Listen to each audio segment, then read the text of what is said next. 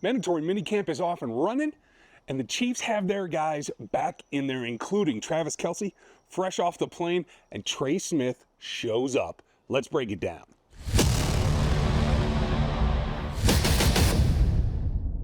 Welcome back, everybody. This is Ryan. I'm going rogue out here on the deck for this one, and I'm going handheld. So hope you guys are enjoying this and get a little bit wider view of the surroundings if you like. It's kind of a good day out here, a little bit overcast, and finally got some rain. Needed it. The Chiefs finally got what they needed, and that is that the veterans are back. It's a mandatory minicamp, and they got their guys. Breakdown today, it's not about one person, it's about the process.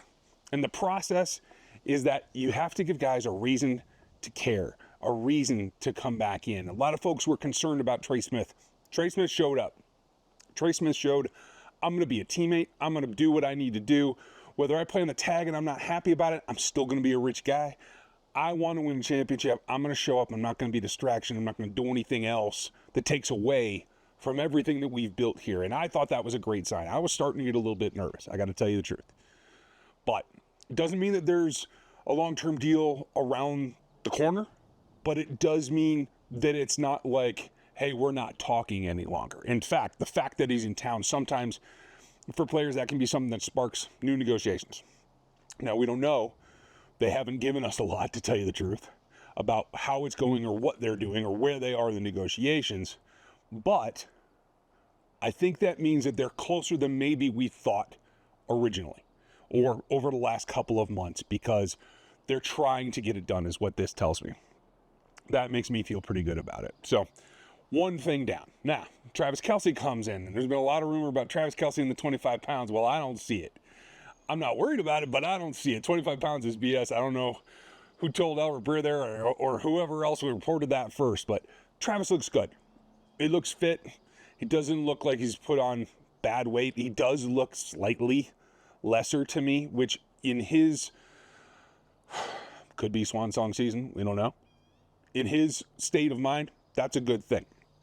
Now, if he comes in lighter, I think he's played as low as like 242. He was listed once, I believe. Now, who knows whether it was actually accurate? I doubt it, but it is what it is. If he plays light, I think that helps him through this season. Wear and tear, a little bit lighter on the joints, the whole 9 yards. I was hoping that he was not only working out, which he clearly has been, but that he was resting up. But he came into mandatory minicamp fresh after being in France the day before. So that's not exactly resting up. And the international travel, man, I will tell you from experience, that can zap you. And yet he showed up. He looked like he was moving just fine. A lot of people freaked out because he dropped a pass on like the one clip of video that our friend Matt Derrick was actually able to share with us. Don't be too worried about it. I think it's fine. He looked good. He looked like himself, maybe a little bit thinner, but he didn't drop 25 pounds is what I'm saying. So whatever reporters reporting that, they're full of it. But if he's 10 or 15 lighter, I could see that, and that should help. So that's a good thing. Things that are out there, a little bit of updates. For the offensive line, Simmons got a lot of reps at left tackle. So did Moore, but Simmons probably got the most out of all the left tackle options, which includes when they go to second team, et cetera, et cetera. So that's, again, another plus in his cap towards his rehab that really does help. Now, Jalen Moore got number 2, and really one of those guys is going to end up being a starter, and that's pretty much the way we had it anyway.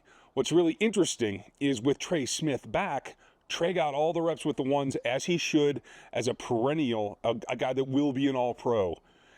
That doesn't surprise me either. It's great that he was in shape. They have another day, day 2 of mandatory minicamp will be a practice. Day 3 is pretty much just straightforward. See if you can make the conditioning test or if you got work to do before you get to training camp. That's pretty much what it is. It's a check-in. I think the big thing is that he came in, he was able to take all those reps. He's clearly stayed in shape. He's clearly ready for what he needs to be doing, and that is another good sign. I'm happy about it. What happened in the meantime is Mike Caliendo goes over and got all the left guard snaps with the twos. Which means the quote-unquote competition between him and Kingsley Sua Matia is not much of a competition, because Kingsley ran with the ones all day long. Now, could they flip that up tomorrow? It's a possibility. But like I've been saying, Kingsley Sua Matia should be the left guard. It really isn't much of a question.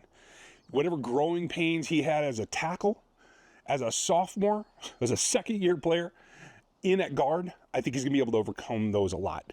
From everything that he said and everything that I've heard from people who have watched practice, is that he's ready to be that left guard, and they're letting him run with it. It is technically an open competition.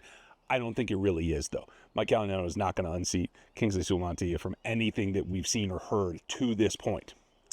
But what is concerning is what's going on behind Travis Kelce, because no Gray's no Gray, and he just keeps on grinding, and that's great. But Jared Wiley is still not able to practice, likely not going to be able to practice in camp. I don't know if he'll practice in camp at all, to tell you the truth. He may, but he may not either.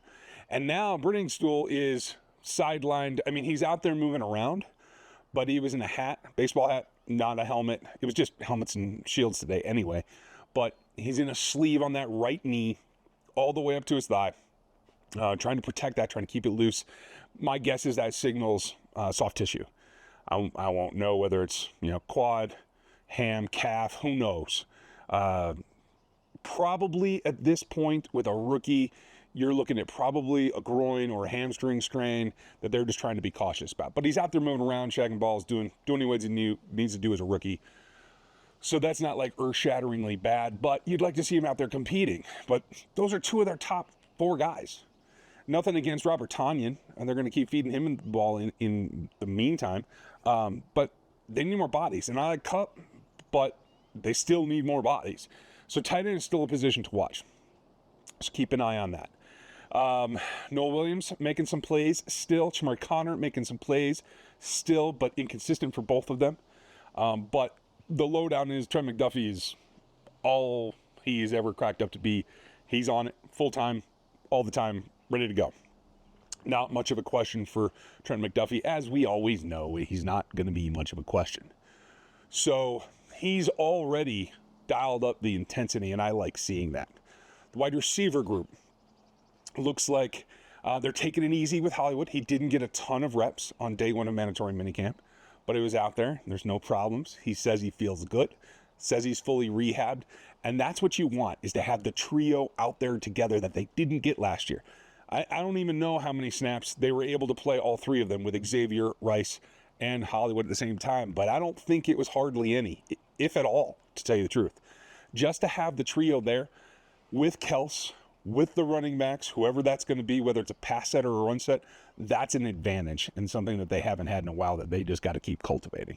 So that's a wrap up from day 1, from what I've heard, what we're getting, and what I'm hoping it all means. I'll give you some more here as we go. We're going to be in and out over the next week as they get ready for training camp. Hope you guys are doing well. Like, sub, hit the bell. And after this, I'll show you what it's like when I have a blooper. That's coming up right after the outro. Have a good one. I'll catch you next time. Thanks for watching this video from the team at RGR Football. Click these videos to see more and subscribe to RGR Football.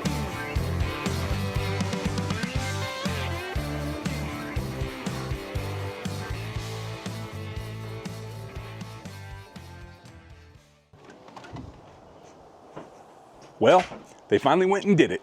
Training camp started. Guys are here. We're having fun. We're on the deck. How we doing?